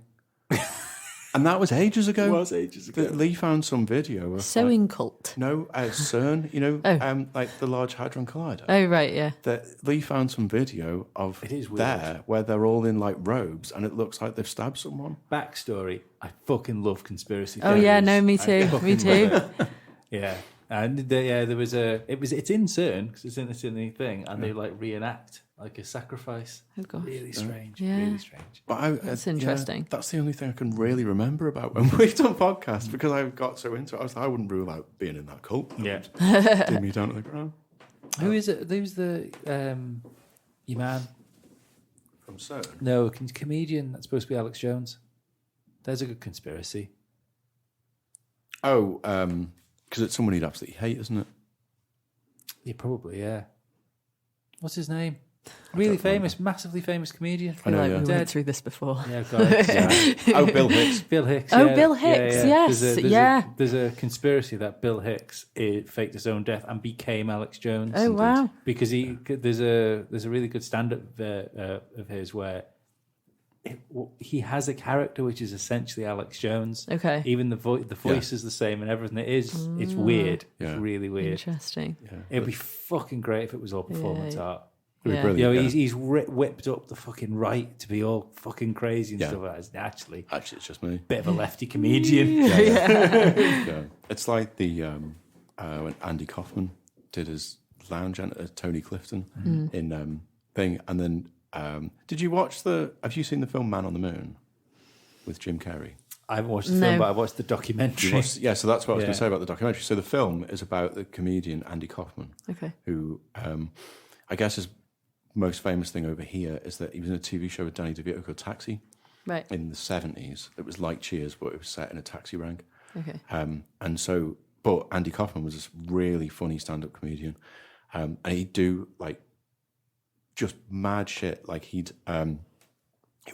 comes on stage with a record player, and he put the needle on the record, and it would be the Mighty Mouse theme tune, right? So and he'd just stand there, and it would be like, okay, he's gonna start singing or something in a minute. And in the Mighty Mouse theme tune, there's a bit where it goes, "Here I come to save the day." Yeah. And so every time that would happen, he'd mime it and just be like, "Here I come to save the day," and then just go back to standing there. Right? So people would piss themselves laughing at that because they're just like, "What the hell is he doing?" And then his like follow-up thing was he'd walk on stage with a record player, and then he'd have a book with him, and it was like War and Peace or something, and he'd just have chapter 1 and just start reading it, and he'd get like fucking 10 pages in or something, and the audience are going, but like, you know, laughing the shit out of him because the record player's there. Yeah. He went, "Do Mighty Mouse, do the record, do the record." Yeah. So, "Oh, you want me to play the record?" Yeah. So he puts the needle on the record, and it's him reading War and Peace. But he had this character called Tony Clifton that was a Las Vegas like lounge entertainer. Yeah. But he was like an alcoholic. He was just like offended everyone in the room. And on the sort of like Alex Jones, Bill Hicks thing, it was always Andy Kaufman. Right. Until they went, "That's definitely Andy Kaufman."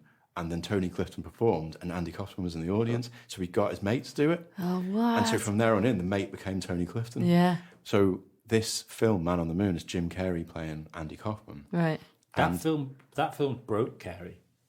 Yeah, well, it was like, there's a documentary about it called Jim and Andy that's on Netflix. Yeah, I've seen that advertised. Yeah.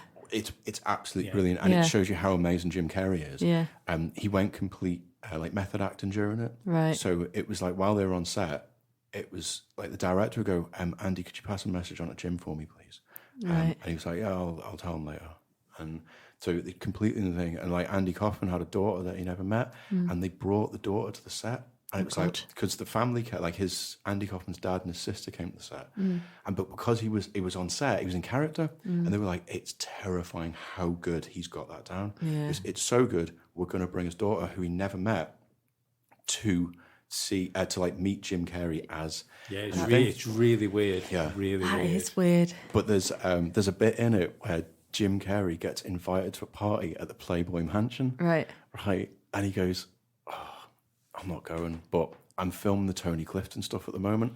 So when he did the filming, he used to wake up, have breakfast, nail half a bottle of whiskey, and turn up to the set drunk, because Tony Clifton would have turned up to the set drunk. Sounds intense. So he sent Tony Clifton to the Playboy Mansion. Right.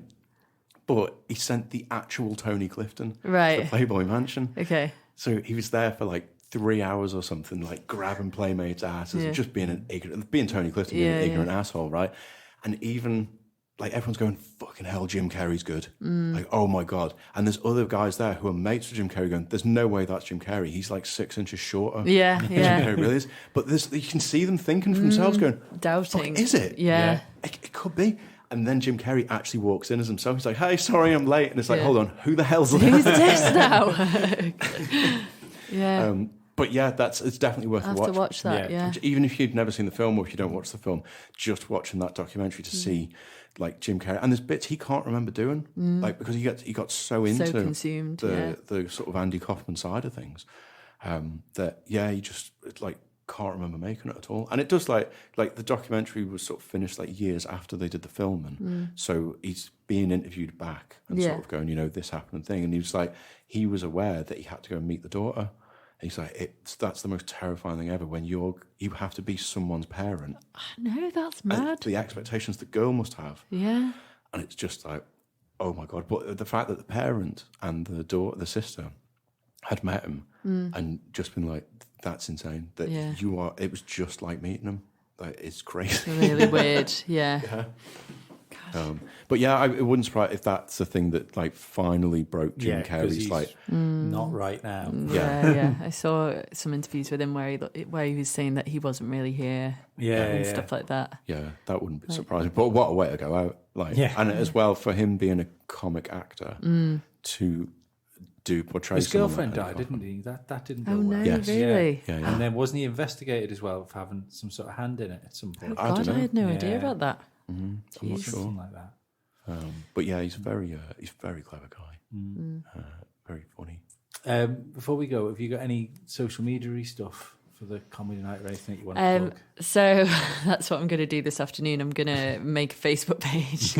I'm kind of a bit, I don't know, I need to I'm doing stuff, but not fast enough, I don't think. So, and I kind of repel technology. But yes, I will have a Facebook page, hopefully by the end of the day. Cool. If I don't blow something up in the process. But we'll get that shared on the different. Thank you. Jeff the Mongoose were actually really helpful because I used their ticket website basically to sell tickets through, and they promoted it a bit, so that was very kind of them. But yeah, I'll keep you in the loop. Yeah. Absolutely. Thanks a lot. And if you ever want to come on Manx Radio for anything, don't say Manx Radio will explode. Yeah, just please do. God, don't swear. I know. I've even tried that with Spotlight because at work we basically filmed that whole show. Oh, really? Oh, yeah, of course. So I'm like, I'll go on that. And they go, don't swear. I go, I'll do whatever I fucking want. It's my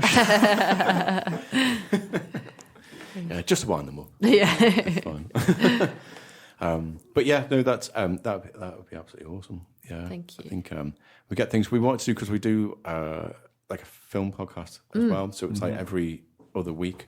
I think that'd be great to have on Manx Radio. Yeah. Just something different. So we do that sort of thing. So we wanted to maybe for next year. We want to do that as a live show, don't we? Do it live at the film fest. That's ace. And it's essentially just us talking bollocks over like watching a film. I could talk about films and listen to people talk about films for ages as well. Yeah. So yeah. It's gonna sound bad again. But I listened back to the Ring one we did last week. Yeah. It's fucking hilarious, man. Is it? Yeah. Is that we realised we weren't really paying much attention. We sort of hit play, but we were already talking about something beforehand. So we carried on talking and we're like, oh fuck, where are we in the film? Oh fuck, it's subtitles. We really need to follow what's going on here. Have you seen The Room? No. With Tommy Wiseau? No, I've never seen it. Is that the one that's based on an old Twilight Zone? No, right. It's basically. Have you heard of it? I've heard of it. Yeah. There's a conspiracy theory in that because people don't know who Tommy Wiseau is, where he's come from, how he's got loads of money. You should watch that. And it's one of those ones that'll either land with you and you'll find it hilarious, or you'll be like, "This is shit," because it's the world's worst film pretty much ever made, and it's just like the set is shit, and it's not purposely shit, and that's what makes it funny. They're and really the acting is awful, the storyline is awful, and like things go nowhere, and there's like characters leave rooms for no. I have heard of it. That would be a good one.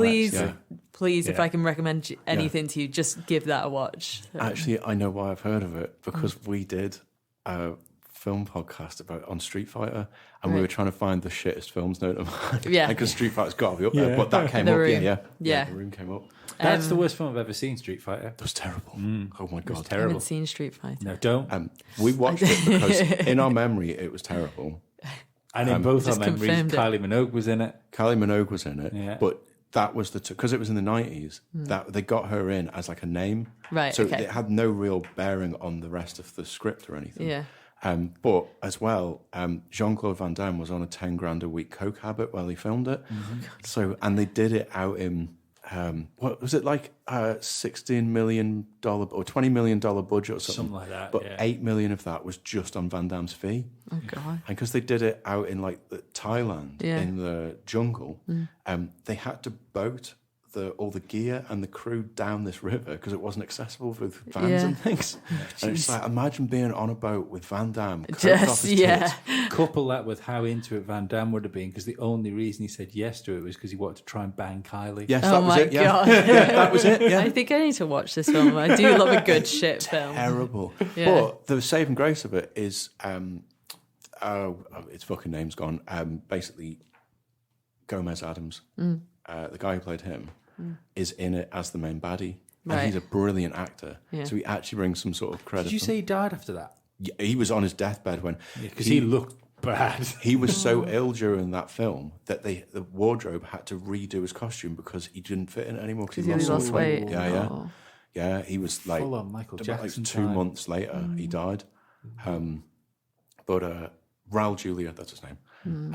But he's brilliant in it. But it's so absurd. Yeah. Because they're trying to make a computer game a film out of a computer game. Yeah. And the computer game was only people hitting each other. Yeah. But Mortal Kombat had been so successful that they went, we can do that with anything. So they tried to do it. That wasn't as good as you remember it being either, was it? It was better. It was better than Street Fighter. It was better than Street Fighter, but I remember really, really liking that when I was 8. Yeah. So we should do The Room. We should put The Room on there, and you should at least try 5 minutes of Street Fighter. Oh, I will. Bloody awful. Yeah, we don't have one for next week, do we? Let's do The Room. Yeah. Okay. How exciting. Yeah, amazing. Right, we've got another podcast to record, so we're going to disappear. Thank you so much. Thanks very much for coming. Thanks. Thank you. Loved it. Bye-bye.